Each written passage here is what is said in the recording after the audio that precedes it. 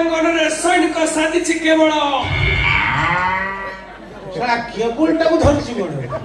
କେବଳ ନା ତ ଜେଜ ମୋ ପାଟି ଖରାପ ହେଇଛି ନା କେବଳ କେବଳ ହଉଛି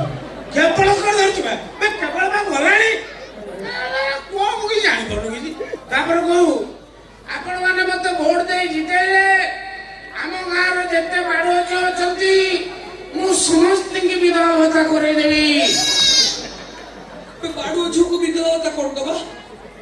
ବାଡୁଅ ଝିଅକୁ ବିଧବା ଭତ୍ତା ତୁ ଆଗ କହିଥିଲେ ସିନା ତୁ ଭୋଟଟା ପାଇବୁ ଆଜିକାଲି ଝିଅ ତମେ ସବୁ ବାହା ହଉଛନ୍ତି ସେ କଣ ସଂସାର କରିବେ କଣ୍ଟିନ୍ୟୁ କରିବେ କିଛି ନାହିଁ ସେ ଖାଲି ବାହା ହଉଛନ୍ତି ଫର୍ମାଲିଟି ମେଣ୍ଟେନ କରିବାକୁ ବାପ କାନ୍ଧରୁ ଓହ୍ଲେଇବେ ବାହା ହେଇକି ଯିବେ 14 ଦିନ ଭୈତାକୁ ମାରି ଫେଲେ ଟାଙ୍ଗିଦେବେ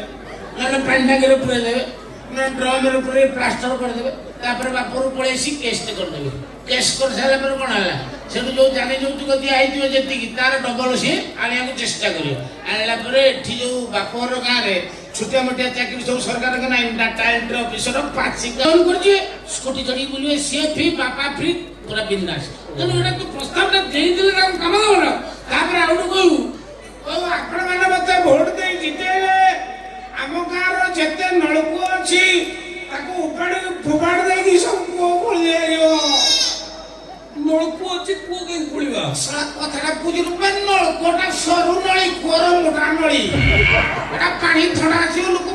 ସରପଞ୍ଚ କିଏ ହଉ ତୁ ନା ମୁଁ ତୁ ସରପଞ୍ଚ ତୁ ତୋର ଏଡିଟ୍ କରି କହୁଛୁ ମତେ ଏତେ କଣ ବଢି